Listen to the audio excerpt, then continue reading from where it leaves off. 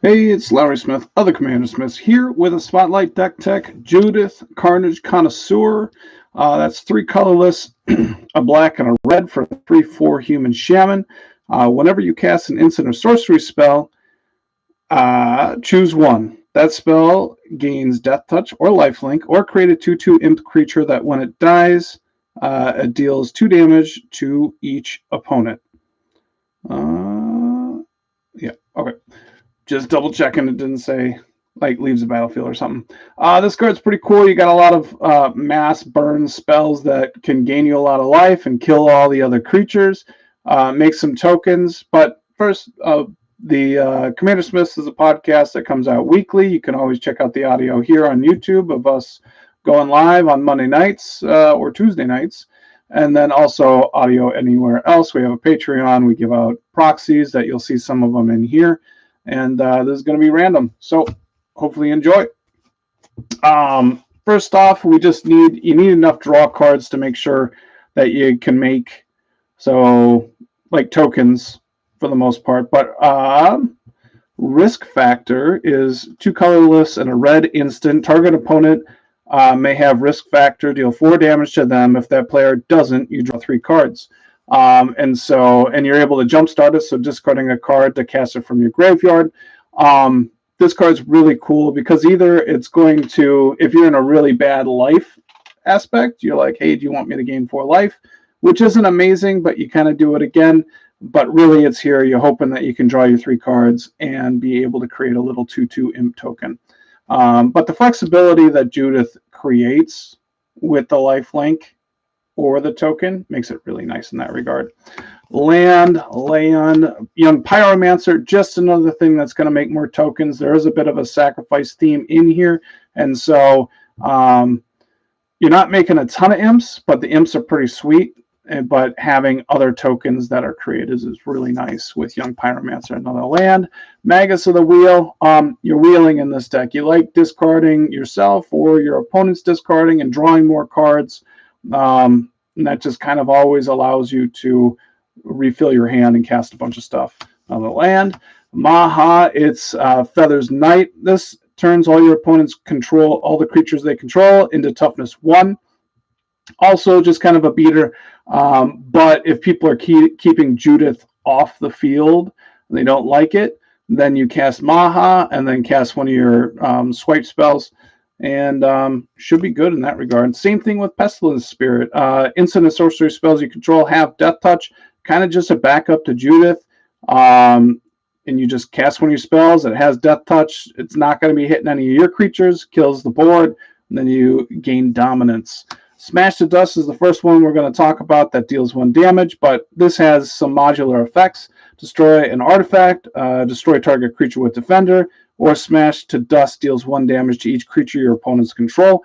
So lifelink and Death Touch, essentially. Death Touch kills all of your opponent's creatures, and you gain a bunch of life that way, depending on how many creatures there are. And that's just the way that you want the deck to be running. Gadrak, the Crown Scourge. It can't attack unless you control 4 or more artifacts. You probably will have that much. You're in a red-black deck. And at the beginning of your end step, create a treasure token for each non-token creature that died this turn. You're a wipe the board deck that's going to keep Gadrak around. You should be able to get a lot of treasures out of this and just some good ramp. Restless Vents. We got a Dark Ritual to help you get along. Also, this is something that makes the token.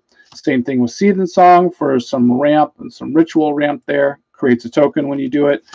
Blood for the Blood God. 8 mana, 2 black, and a red instant. This spell costs 1 less for each creature that died this turn. Now, either you wipe the board or you've been sacrificing some of your own tokens and stuff like that. But discard your hand, draw 8 cards, and then it deals 8 damage to each opponent. Exile Blood for the Blood God. This is something that you say lifelink Death Touch, and you gain 8, 16, 24 life off that damage being dealt. Dragon Rage Channeler. Whenever you're casting a spell, surveil 1. You can put stuff in your graveyard. And you have stuff that can come back from the graveyard as well, so filling it up like with the wheels and surveil and stuff is not a bad deal.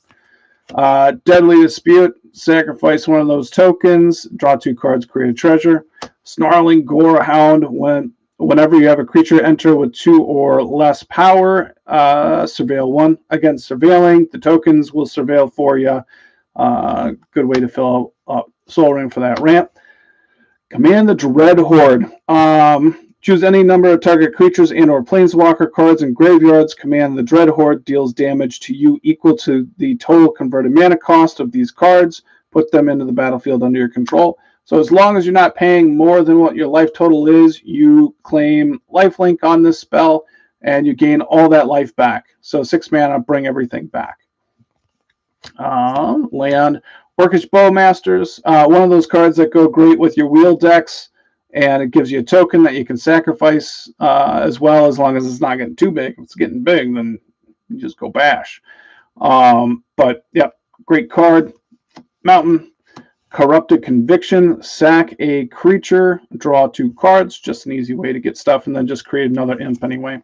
Same thing with Village Rites, sack a creature, draw 2 cards. Arid Mesa, Mountain. Shenanigans is there for the Dredge 1, but destroy target artifact. Dredge 1, when you draw a card, mill yourself 1 and destroy. So it's like repetitive pinpoint removal for that, for artifacts. Also just kind of nice to be able to dredge, but if it's Vandal Blast, it just kind of kills everything and then you're done. This way you can just like discard it to your wheels. You can surveil it away. So it's pretty nice in here. Dracula's Tomb or Phyrexian Tower, just sacrifice outlet for some mana along with an Ancient Tomb. I like Ancient Tomb in my 2-color and 1-color decks. Wheel of Fortune is a great one just to wheel with and creates a token. Same thing with Knight's Whisper. Draw 2 cards, lose 2 life, create an imp token. Fang Dragon is really nice because it's just a late beater. 7 mana for a 6/3 flyer, just if you have it open, but really it's here for the adventure part, dealing 1 damage to each creature you don't control. And it's nice in that regard. Reforge the Soul for another form of a wheel effect. We have Graven Cairns, Tibalt's Trickery, just for some red protection. That's all it's there for. Luxury Suite. And the Festivities deals 1 damage to each opponent and each creature and planeswalkers they control. This is one that you say Death Touch lifelink. Land, Ruby Medallion, really nice because you're just reducing the cost on red spells and allows you to kind of fly through your hand a lot quicker than everybody else. And then you can wheel again. Fabled Passage, Mines of Moria, Faithless Looting. Well, Mines of Moria is there to eat up your graveyard because you are putting stuff there, and then you're just creating some treasures if you're kind of running out of things to do, but otherwise it's just mana. Faithless Looting for that draw and discard. Draw 2, discard 2. Faithless Looting, you can just discard it to a wheel. It's not a bad thing because you can flash it back, so it does a lot of stuff. Catapult, but really Goblin Bombardment. This is a sack outlet to deal damage, and then if it's one of the imps, it's dealing 2 damage to everything. Not a bad deal to end a game. Care Keep, just creating one of those tokens on a land if you need it. Gyre Reach Sanitarium, a land that's going to draw, everybody draws a card, discards a card. You'll like this effect in this kind of deck. Shambling Ghoul, this is one of those sack outlets, like creatures that you want to sack to your outlets, but most of the time you're just making a treasure along with whatever effect you're trying to have. Same thing with Impulsive Pilfer. When it dies, create a treasure. It has an encore, so you can cast it from the graveyard. Not a bad deal. Sensei's Top in every deck. Rise of the Dark Realms. Put all creature cards from all graveyards onto the battlefield under your control. If you have the Dread Horde one, might as well have this one as well. Yawgmoth Rand Physician, another sack outlet, like you're sacrificing your creatures, having the effect, putting 1/1 counters on stuff, drawing cards, and then you can also discard a card to proliferate. Just, it's beautiful in this deck. Revel in Riches, might as well get a lot of treasures when you kill all their creatures, and then there's a potential way to win the game, but I generally don't like to win the game with these kind of cards, so I'm just looking for mana with this. Treasures. Talisman of Indulgence, mana ramp, Harmonic Prodigy. 1/3 prowess. If an ability of a shaman or another wizard you control triggers, that ability triggers an additional time. Judith is a shaman, and getting 2/2 imps is quite good. Bonner's Enclave, just to be able to draw some cards from a land.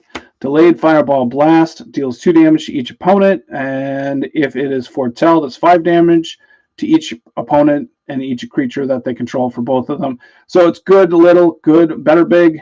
Quite a good card. Razorkin Needlehead. 2 red, 2/2. It has first strike during your turn, and whenever an opponent draws a card, it deals 1 damage to them. So this is that, like, when everybody's wheeling or Gaia Reach Sanitarium, they're all taking damage, and it can add up pretty quick. You have Mahadi, Emporium Master. 3/3 at the beginning of your end step, create a treasure token for each creature that died this turn. That includes tokens and stuff like that. It's not as big of a beater as Gadrak, but it's just another one of those cards. You're killing their stuff, not your stuff. You should be able to get a bunch of treasures out of that. Arcane Signet for that ramp. Fable of Mirror Breaker. When it comes into play, 2/2 that can create a treasure token when it attacks or blocks. Second one is discard 2 cards, draw 2 cards. If you do, you don't have to. And then you can flip it and turn it, find a Kiki Jiki. This is just a great glue card for a lot of decks. So, Canyon Slow for that land. Sulphur Springs. Skull Clamp as basically a sack outlet for a lot of your tokens. If you just throw it on there, you're going to be drawing more cards. Flip land. And let's see some other choices here. We have Electricity. This is an instant speed, deal 1 damage to all your opponent's creatures. With the overload cost, really nice in that regard, because most of these spells are sorceries. So you wait to do this until the end of, right before your turn. Haunted Ridge. Snort is another weird kind of way of doing a wheel effect. But each player may discard their hand and draw 5 cards. Then Snort deals 5 damage to each opponent who discarded their hand this way. It has flashback, so it's fine to just discard on its own as well. They might not want to take that damage, and they might choose to avoid it. But still, it's not a bad card for you to just kind of refill your hand a bit. Bloodchief Ascension, you're able to deal 2 damage with a lot of what's going on, and so you might as well gain some life in that regard as well. Waste Not, whenever your opponent discards a card, if it's a creature, create a 2/2 zombie. If it's a land, create 2 black. And if it's a non-land, non-creature, you get to draw cards. So in a real deck, this card is crazy. Land, Deflecting Swat for that protection. Because Judith is 5, it can be a bit more to just set up some protection. Swamp. Armor of Shadows, 1 black instant, target Judith gets indestructible, create an imp, just some protection. Spymaster's Vault, you can pay an X and tap it. Target creature you control connives X, where X is the number of creatures that died this turn. So if you wipe everybody's creatures, then connive 8. That's a lot of good selection right there, and potentially a boost on whatever aggressive or Judith creature you have. Plumb the Forbidden, a sack outlet for drawing cards. Pretty solid at instant speed. Command Tower. Scrawling Crawler.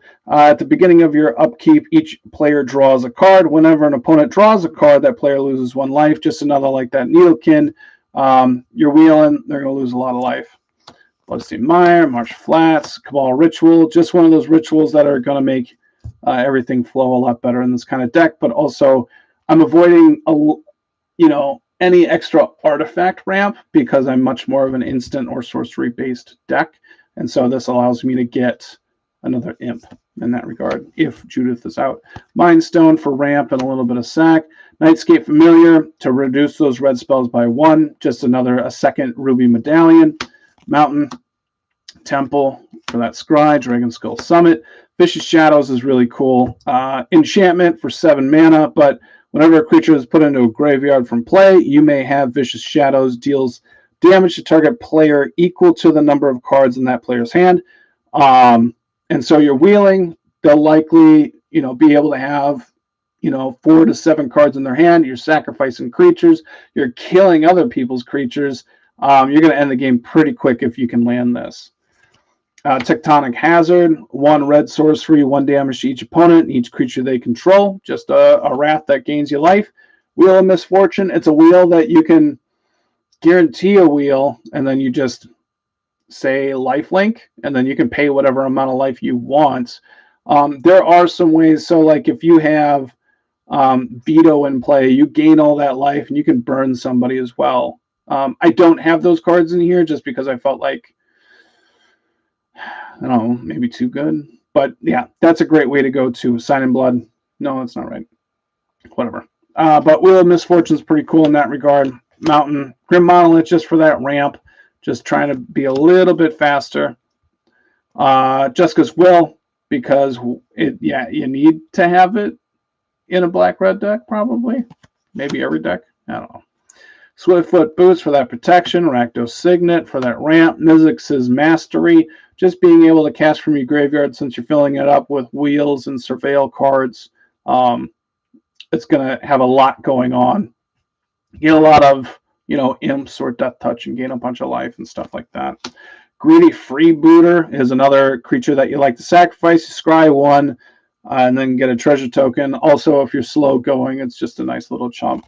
Surveil Land, Stormkiln, Artist. So whenever you're casting those instants and sorceries, you're getting another treasure, and then those treasures can make them really big. You have Ashnod's Altar, sacrifice a creature, add 2 colorless, but it's there just mainly as a sack outlet and kind of move the deck kind of further along. Then you got Lightning Greaves for that protection and haste.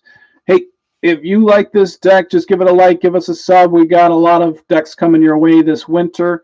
Also, if you've made this deck, let me know what kind of cards you think make it insane. Hopefully you enjoyed. See you later. Bye.